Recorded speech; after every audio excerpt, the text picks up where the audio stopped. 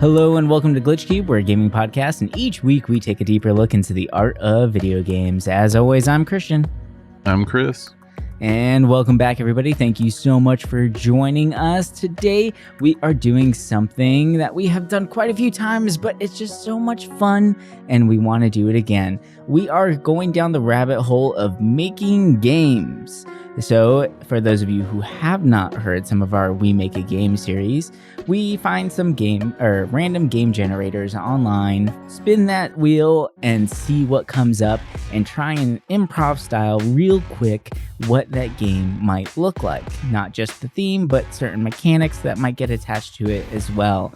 And who knows? Maybe one of these days we'll see these games coming out. And if you are a game developer out there that wants to take the challenge and make a mini game out of these little ideas of ours, we would love to see it.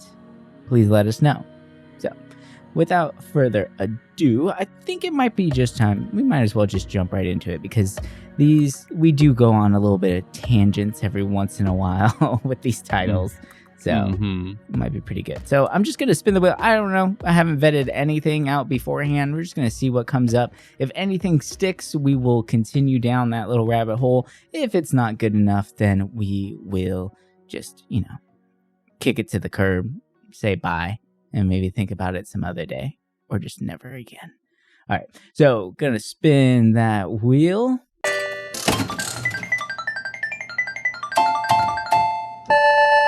So for me, for my environment, I have alternate reality. The goal is to remove all enemies. Genre is racing, and the rules is can't do the same thing twice in a row. Wildcard is fruit. What a mix of random ideas that is.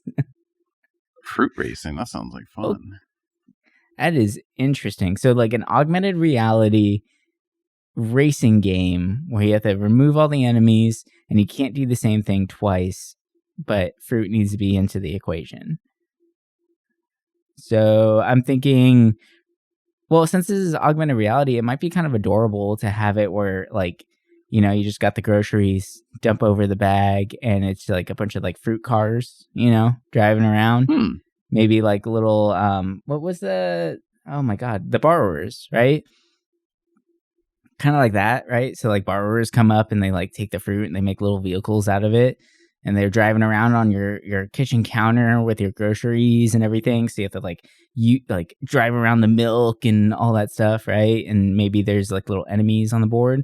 So it's not just like I'm thinking kind of like balloon pop in Mario Kart, right? Okay. So like there's a clear objective in place where it's not just like a race. It's maybe either like you have a minute to defeat as many people as possible, or defeat all the enemy, or whoever defeats the most enemies by the time all of them are removed, then there you go. But the one thing, the whole can't do the same thing twice in a row, that's where I'm kind of like, how do? I guess it could be like special abilities for the races. When I picture this, my idea is completely different. I think of a fruit cart vendor. Mm-hmm. The guys that push around the fruit carts. I like it. Yeah. And it's a kart racer. The augmented reality is like, picture the Mario circuit where you can see him racing around. It's a literal kart racer. Yeah, like your your living room, basically. Yeah. And where you can only use one mechanic once, you said? Mm-hmm. Yeah, you can't do the same thing twice in a row.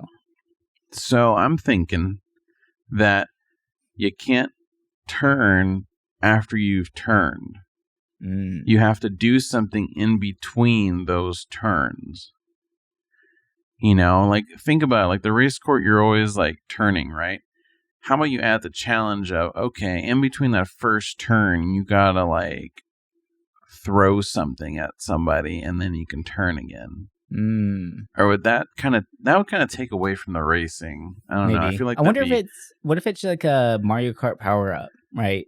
So it's like a random thing on the map, but the AI or the computer just knows that, hey, I got the banana peel before, so I can't get that thing right now. It's going to give me another random item from like right? So like you can't get you can't just keep getting red shells, right? Or like if you're in first, you're not just gonna only get the blue shell, speaker horn, and banana peels, right? Like you're gonna get random shit. Like you might actually get like a bullet bill or something like that, something crazy powerful. So there isn't that whole that would obviously break the catch up mechanic that Mario Kart has in place, which is there for a reason. But that might be kind of interesting. Is it really, though? No, not really. Not really. They say it's there for a reason. It's supposed to make the race that much tighter always, but when you get that feel better. Yeah, and when you get that one person that's just really freaking good at Mario Kart, there's no catching up to them no matter what. So, yeah. That was me in Double Dash. Hell yeah. Something I like about that idea of the power-ups is think about the whole list that Mario Kart has.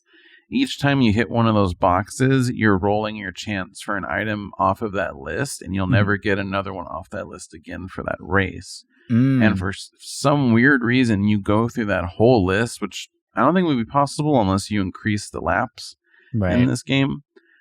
You wouldn't get power-ups anymore. I like that. Oh, that's actually that way you cool. get to see everything. Oh, what about this? Like you have an inventory of power-ups, right? Let's say you have 4 power-ups in your arsenal. You have something to speed you up, something to slow someone down, something to, actually attack somebody, and like a steal item, right? And what if once you use it, you can't, it's gone for the rest of the race? So you have to strategically know when to use your boost, when to know use your hit, right? So you're not just spamming it in the beginning, but you only have those power-ups for that set time for one race.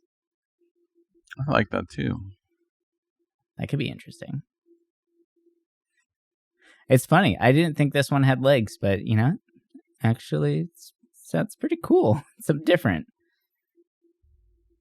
As someone who doesn't really make a big deal about racing games, I usually can enjoy them, and something that does a little different piques my interest. And that's actually kind of I don't know, it'd be really cool to actually see it. I don't know. I'm a sucker for kart racers. Even though I haven't played one in so long, this just makes me want to play Mario Kart. Yeah. Yeah, exactly. Now, what about a name? Do we have a name for this? Peeling out. Like banana peel. Fuck, that's actually good. Hell yeah. Peeling out, coming 2025. Watch out, people. Damn, that was a good one. I was like, fuck. Oh, God. Yeah, I actually like that one. It's pretty good. I like it. Yeah, I don't think I can come up with a better thing than that. I don't know. I keep thinking about banana puns, and it's not going. I need another fruit. I know. I'm trying to think of an orange or apple. Can't spell race car without orange. It's wait, yes you can. No. What? What? It made you think. The fuck? It makes sense if you don't think about it, okay? Just go with Hey, that would catch people's eye and be they would just play it because of that title. Yeah, you could probably... all you gotta do is make a TikTok of you saying that and have Master Puppets playing in the background. Everyone will be on it. Yep, 100%. Oh, man. That's a winner right there. I love it. Stupid. All right, how about you spin that wheel? Let's see what else we got. All right, let's see.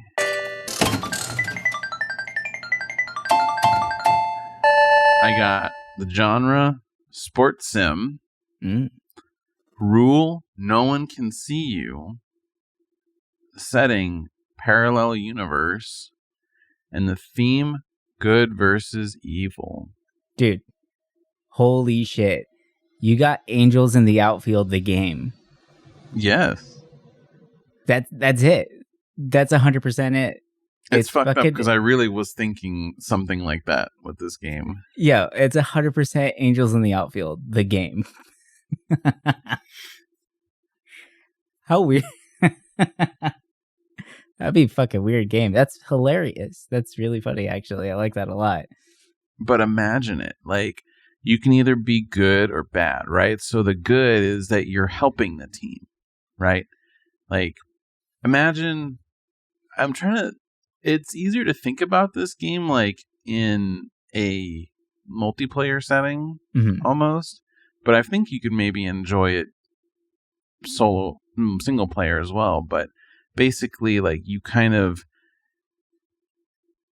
make the plays that no one can really see. But if you want to be, I'm more so thinking like the evil route. So I hate this good versus evil, but I'm like, imagine like it's baseball, right? And someone's chasing for that ball. You use a power up and you make that person trip, and the ball just keeps going. You tie their shoelaces together, and then when they go to run for the ball, they trip.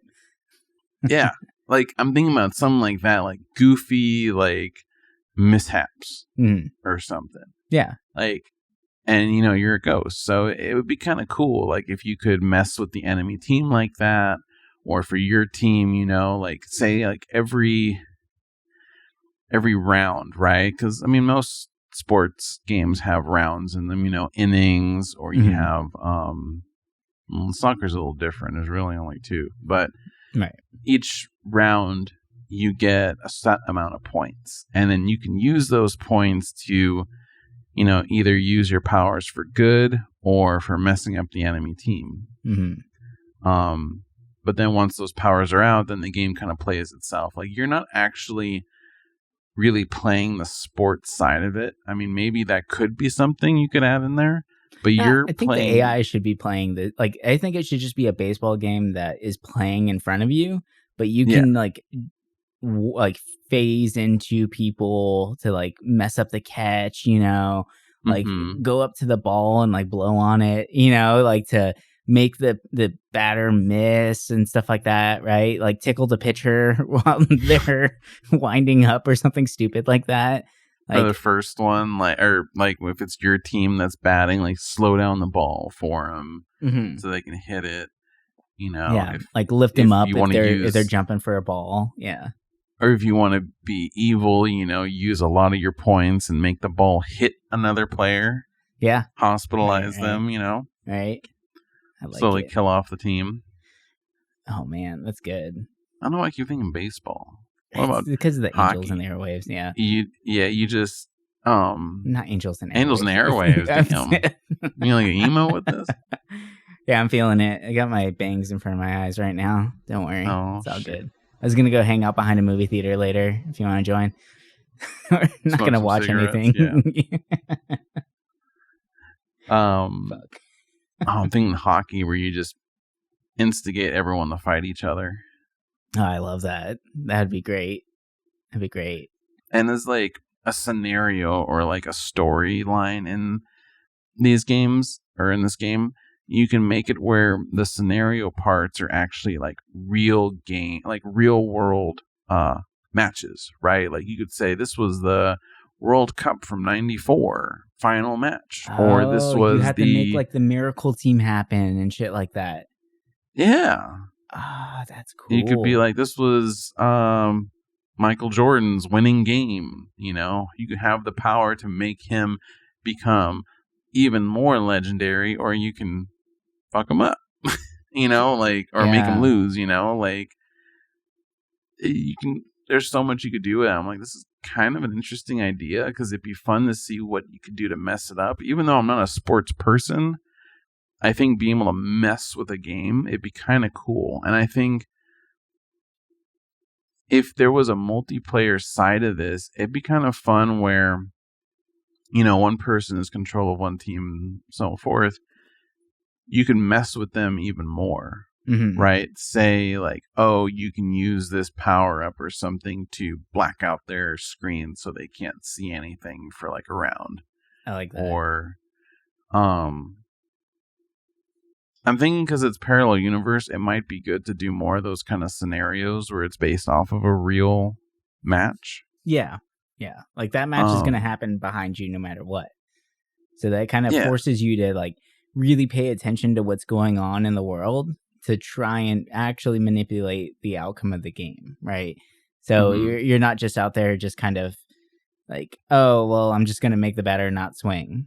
We win, right? Like, it has to be like the game is going to happen no matter what. And I kind of like the idea of like the outcome would be randomized regardless if you did anything or not. So there isn't like you walk into the game and you know, like, okay, the Angels need to win, right? Like, no, like we don't know who's going to win no matter what, but you want your side to win.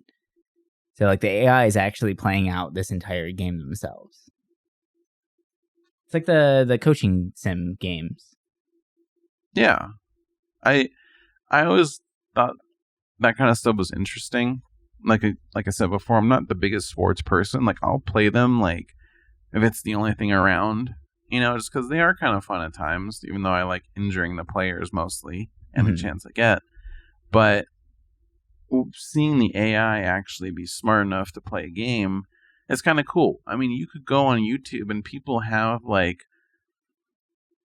AI played matches and they just post the videos of it and act like it's a real sport, like a real, match. And I'm like, Right.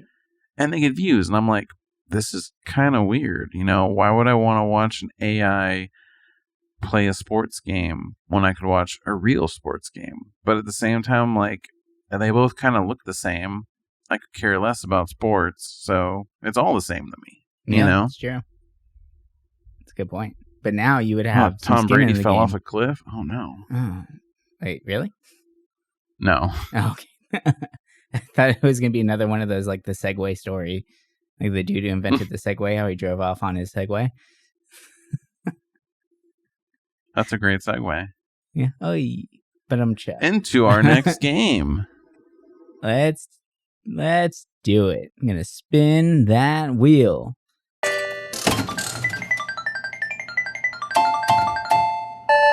And for environment, I have city. The goal is to destroy the objects.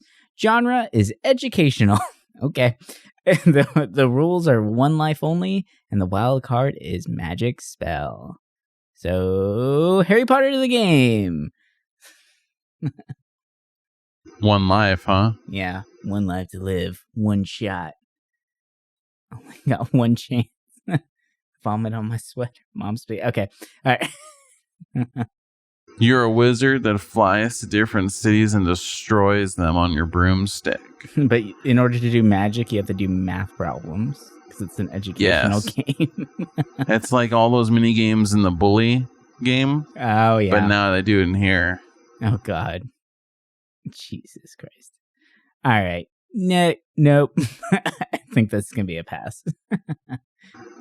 I don't know. For real? I don't know. Do you really feel like this has legs? No. Yeah. It sounded like it would at first, but I think the educational and the destroy all objects kind of like really put a damper on that thought process. Or do we want to challenge ourselves? Is this someone like should we call one challenge and if a game that we're like absolutely not or like don't think it has legs, like force that idea out? We could try it. Yes, I think we should. All right. Let's try it. Let's try it one more time. Okay. So I'm gonna run down it. What was the goal again? We could mulligan, right? Mm-hmm. I don't know. Let's spin the wheel. So we're not just kind of turning gears and ranting on something that we don't feel too good on. So I'll spin it one more time. Here we go. Spinning the wheel.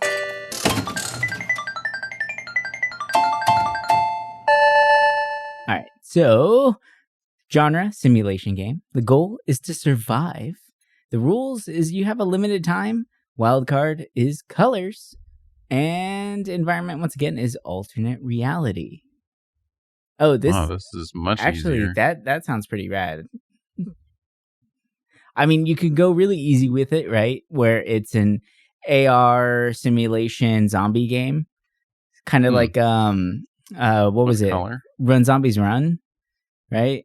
Where there was that game. It's kind of like a radio game where when you're running in real life, as you're tracking miles, it like you might go to like a colony or pick up supplies while you're running and stuff like that. The colors, do need to kind of figure out the colors. So that could be something that we need to add in right now. But like, I kind of like this idea of it being more of like that simulated AR style game where you have to survive. That's pretty interesting. Now, how do colors play into this? Oh, okay. So this is going to take me back pretty far. And actually, I just got reminded of it because I just watched Everything Everywhere All at Once. And first of all, holy crap, segue, little side tangent here. Probably one of the best movies I've ever seen in my life. Why do people keep saying that? Like, holy crap, is it good? It's everything. That's why. It's literally, oh my God. It's funny, it's emotional, it's action, it's outrageous. You don't know what's going on, but there's so much happening at once, but everything still makes sense. Like your brain is able to still keep it together. Even like my partner is really bad at remembering what's going on in movies. And she was like on it. She knew what was going on. Everything still made sense despite how much they kept jumping from like realities and different things. It was so fucking good. Oh God, so good. But interesting. Everyone keeps talking about that movie and I'm just like, should I watch it? And I'm like, some of it look like I like the action scenes and stuff, but some parts are just goofy. Like I saw a thing where her head's like a cat and I'm like, why hot dogs her fingers? There? It makes sense when you watch it. Okay. Trust me. And you can rent it right now for like $5. So I'd say it's worth it.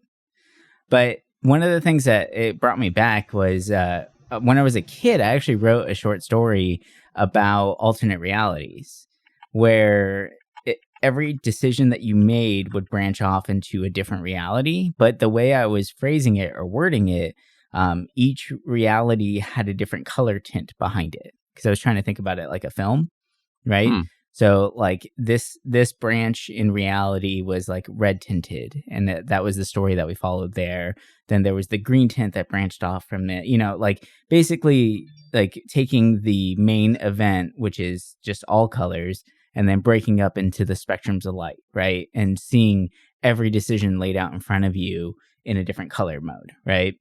So what if while you're going through this, you're jumping through different dimensions and realities, and each reality has that different color tint behind it to kind of tell you what you're doing and what to kind of expect, right? Like you can go like the typical route where like you could be in a luscious green area, right? Where you're roaming around the town and every once in a while you're going to see like things to forage and kind of like peaceful creatures, maybe like fairy-like stuff, like really fantastical things.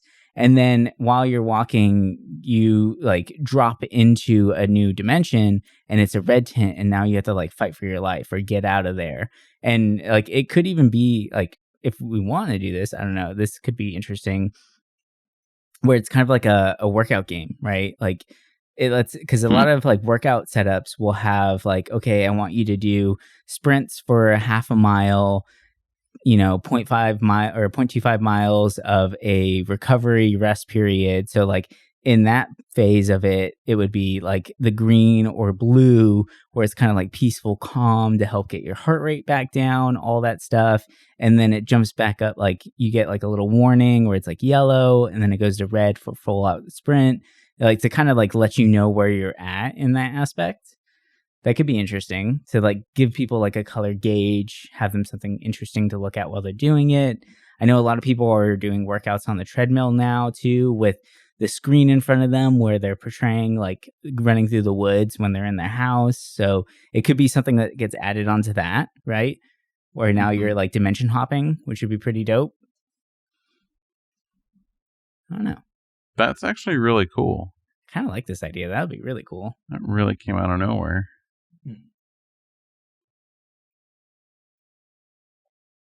I like it. I would run to that. Shit. It's very different. Yeah. Feel like it's something that, no one's really emulated that before or something. Like I can't think of a game that really has done something like that, at least to like the detail that you said. I'd play it. That'd be fun.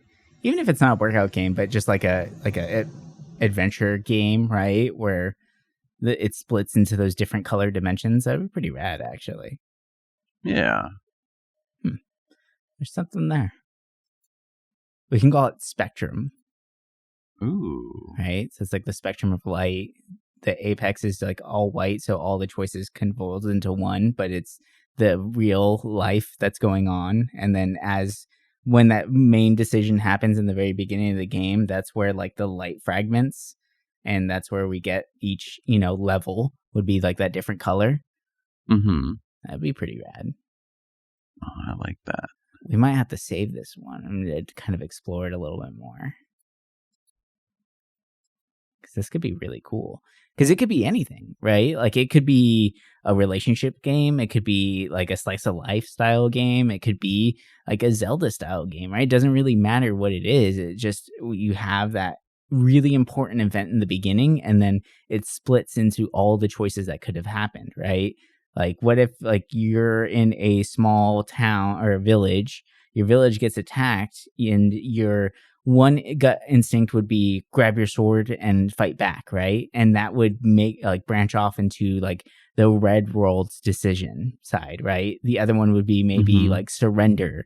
Now you're going through like maybe more of like a I don't know, like a decision style kind of levels where maybe like you're stealthing through a prison system or trying to infiltrate, like that kind of idea.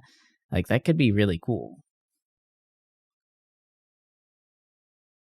Or like the dark period where you turn on your own people, like it'd be interesting. Would you think that you could change the color to change the outcome of the original color?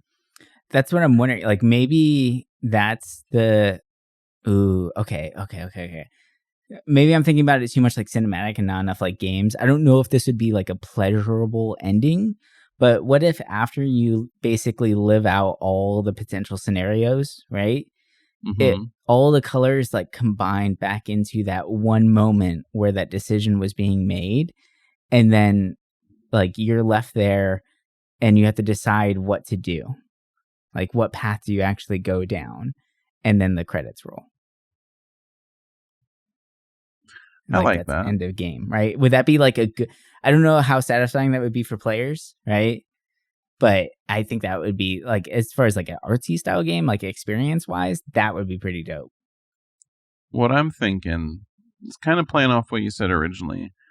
But like with each color is a different scenario, right? And say like I'm getting an image where at the beginning of the game you start on like I'm picturing, Pink Floyd, like the spectrum of color coming out of that triangle, right? Yeah. Mm-hmm. So you're on one tip of this diamond or triangle, and then there's all these different colors you could pick. And, you got to go through all of them in order to get to the other side of the diamond, like another one that's shining over there or wherever that rainbow ends. Mm-hmm. And basically, by going to different colors, you're progressing this kind of storyline in a certain way. So let's say there's multiple endings, right? If you took the black color first, say like, oh, you killed a king in that story. Mm-hmm. Then you jump to red. It's like the aftermath of that, right? So you're running away from the castle or the kingdom, fleeing. But say you did red first, you're running to this castle, mm-hmm. And then if you do, say orange, instead of, doing what black did where you killed the king, you aid the king. And you go hunt something else. Like imagine if like all these colors kind of developed a story, but it was a different story every time. Like it doesn't have to be like, how I just mentioned the night for like 3 different colors. Like it doesn't have to be a night story. You could make where each color is its own story, but depending on the order of the colors you do, each progressing color will change. And you could even change the color of that rainbow to an extent where, instead of it's like, yellow, orange, red, say you start going from the bottom and it starts blending those colors. So instead of like yellow, orange, I know this is not right, but instead of red, it'll be pink. Mm. And it's a totally different story than what you would do. So every time you like do colors in a certain way, it's going to blend other colors and you're going to get totally different storylines that you wouldn't normally see. I like that. And they all kind of blend in with each other towards the end because, you know, it doesn't have to be where all these colors, heroes come together. No, it's the stories come together because, you know, life. Yeah. There's so many different lives out there, even though none of us really know each other. We're all connected in the greater picture. And some of these colors will have things so detrimental or big in their little color that it affects the other colors. And that way, you know, you see different endings, you see different things in the game, no matter the different color changes. And we all know how big, you know, the color, I was going to say color wheel, but I'm like, that's not the right thing. You know, just the amount of colors in this world, you could really like go all out with stories. That would be really, really cool. I like that a lot. I like this idea. Ooh, that's another good one. I really like this one too. I think this is my favorite and will be my favorite for this whole episode now. I think that we might have to put a pin, like say this, it might be the ace in the hole right here. This might be the star of the show. But I think that will be the game we make. Yeah. I like this one a lot. Oof. I have to write it down. Shoot. It's a good thing we have an audio record. Exactly. Too lazy to write. I know. I was like, oh, it's over there, 5 feet away from me. I'm not going to go get my notebook. Never mind. All right. Let's see what else we can come up with. That was an awesome one. I love that thought process that we just had. That was fantastic. But what else can we come up with? Why don't you spin that wheel and see what we find?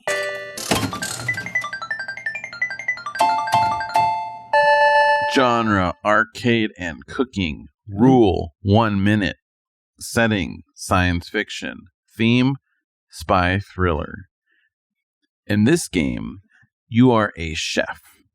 And, well, let's back it up a little bit. You work for a spy company. Think James Bond. But not only are you a gifted spy, you are also a gifted chef. And, you know, what doesn't say rich, evil villain than a person that has their own personal chef? So, in this game, you have to make split decisions in your cooking to find a way either to get information, to kill the client, you know, and it all has to be done in 1 minute. So basically, say first adventure, you're tasked with listening into your person's like phone call. So you have to not only cook, but you also have to remember what they're saying. And at the end of the, you know, at the end of the stage, you know, you have to report back what you heard.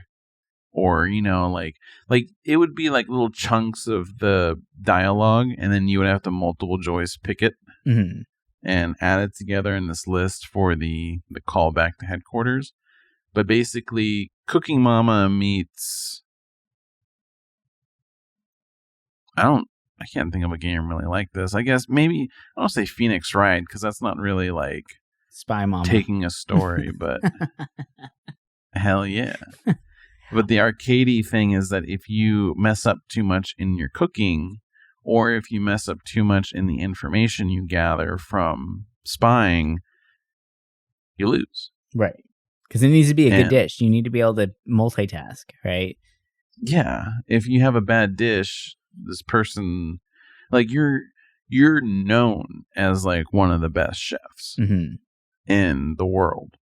So if your dish sucks, they're going to know something's up, and you're not going to get a second chance. But each stage will take 1 minute. So it's fast, rapid fire, right? Or it feels like it is, but when you're cooking and trying to remember what's being said or done, it's not that easy. Right. And the science fiction part of this, you know, it's just, you know, think cyberpunk setting, like it's in the future. It's yeah, easy like enough. Yeah. that's all you got to worry about. You just gotta understand that listen to people. Like you could be tasked with killing people, but I think just the memorization thing would make this kind of like an easy to understand hook. Mm-hmm.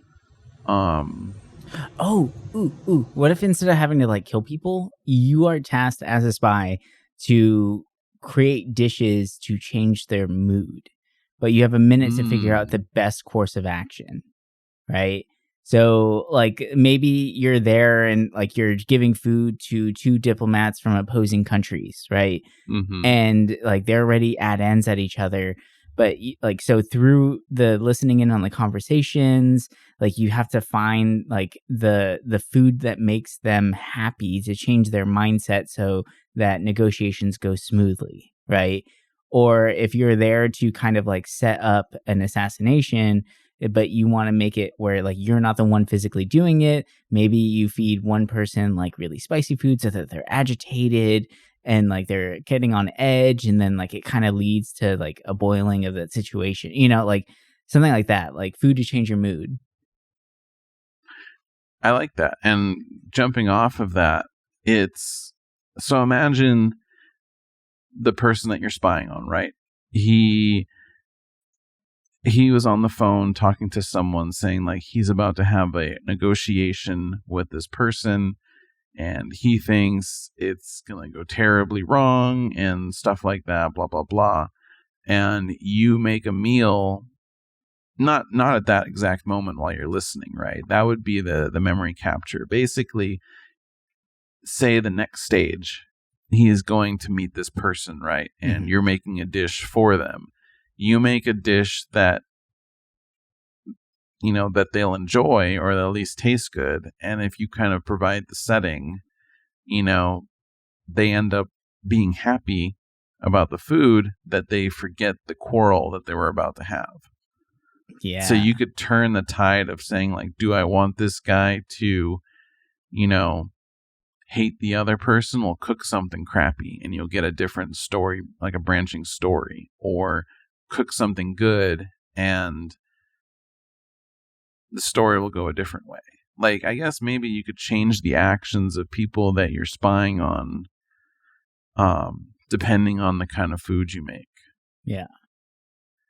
And you could also make like rotten food if you wanted, right? Like think about like, oh, you could use an expired milk or something in your dish if you need the person to be like busy in the toilet or something like that. Like, you have a goofy side to it as well.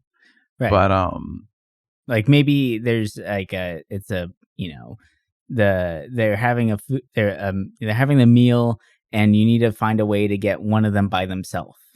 So you like kind of like, poison their food a little bit so they have to run to the toilet, and then the spy who's waiting in the shadows has his chance to actually do the assassination in the bathroom. Good, clean, done. No questions asked. It's over, right? That's interesting. You call it Full Metal Belly instead of Full Metal Jacket. Ooh. That'll be your code name. Metal Belly Solid. There you go. What if the code name of the spy is just Ladle? Oh, I love that. Right? Chef Ladle. Yeah. Get Ladle in here now. What the hell did you do? That'd be funny as hell. I like it. That's good. That's good. All right. Think maybe we got some time for maybe one more game? I think so. Yeah, one more, two more, depending how bad one of them might be. Yeah, who knows? Maybe this will be pretty bad, but let me spin that wheel.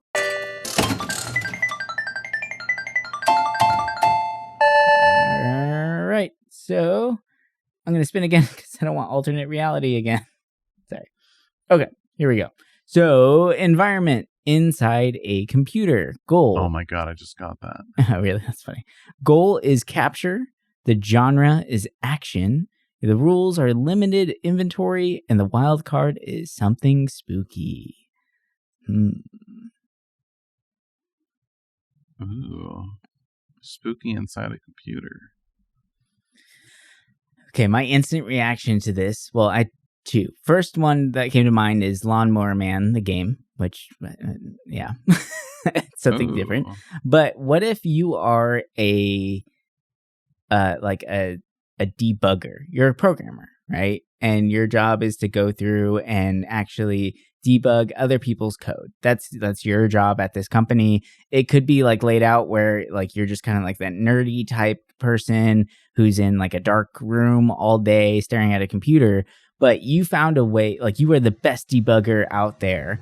And the way you do it is you actually go into the computer, so like kind of like hack into the Matrix style, and actually fight the bugs and the viruses and all that stuff that's in there, right? So like that would be like the spooky thing. So like it's actually like, little virtual beasts that you're fighting inside the computer, when in real life you're just some nerdy dude that's in the house like debugging someone else's code. Looking for issues in it. It's like the like Sword Art Online, right? You're just like a nerdy kid, but then like you're a badass in the game kind of deal. So it could be kind of funny. I like that. I've always been a person that loves like that kind of stuff. Like I think about like Shadowrun, where you jack into the network and you fight people on a network setting, right? And we're in like Mega Man Battle Network. Like it'd be cool if more games had that kind of idea where you like, you're just some hacker or debugger and you're going, you're tapping into your virtual Sona, right? And, enemies in there are real. You think about, you can hide behind a capacitor and battle on the motherboard, like it. Yeah, I don't know. It'd be like Tron-ish, right? Like that'd be pretty rad. Like I'm thinking like really like neon monsters. That would be really cool. Ooh, yeah. Oh, that's fun. I actually like this idea. That'd be really interesting. Or like what if it's not even like you're actually going into the computer? That's just what the guy sees when he's doing his job. Like that's how much he loves his job. He just gets really into it. So like he sees himself as this guy like battling these crazy monsters while he's like setting up cybersecurity, like that's his own little style of escape from his like kind of mundane job of just searching for semicolons and little holes in people's code and stuff like that. That'd be kind of cool. Right? I like that idea too. I thought like, what's the genre again? Action. Action, okay. Yeah, I like that actually. That kind of makes it more fun, because then he can just imagine everything. Yeah. It could be really funny actually.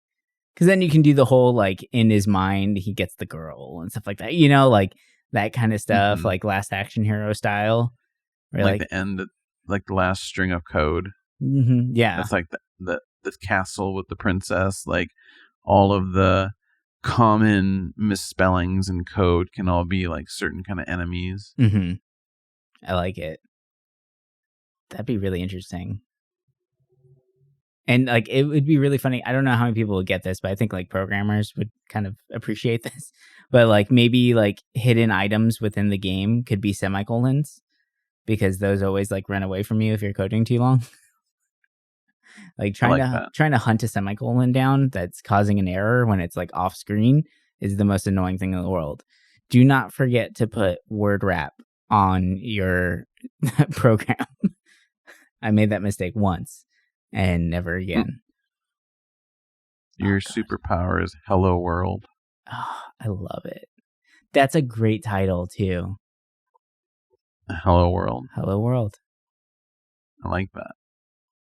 Oh, that's so good, because that kind of really plays into it too more, where it's like he is reaching out to people, right? Like he's helping people on a day-to-day basis, and they just don't even know. Like he's that modern day superhero where like he gets to touch and help people all day by like actually like protecting them from these little viruses, from these bugs, like and things like that. But he doesn't actually interact with people on a day-to-day basis. So it's like, hello world, I'm here, right? I like that. Oh, that's good. It's like that unsung hero. That's clever. We got some good ones today. I think so too. Dang. All right. I think that's going to do it for us today. We really hope that you guys appreciated the list of games, or the games that we made up today. And once again, if there's anything that catches your eye, or your ear, that sounded really interesting to you, and you might want to, explore that idea, reach out to us. We would love to see what you guys come up with, even if it's just, fan art for the games. That would be pretty cool too, right? Like actually see some like title poster art style stuff for these things. They're pretty dope. But anyways, that's going to do it for us this week. Thank you so much for listening in, and we'll talk to you all next week with the next batch of games or weird stuff or whatever the hell else we come up with. But until then, bye for now.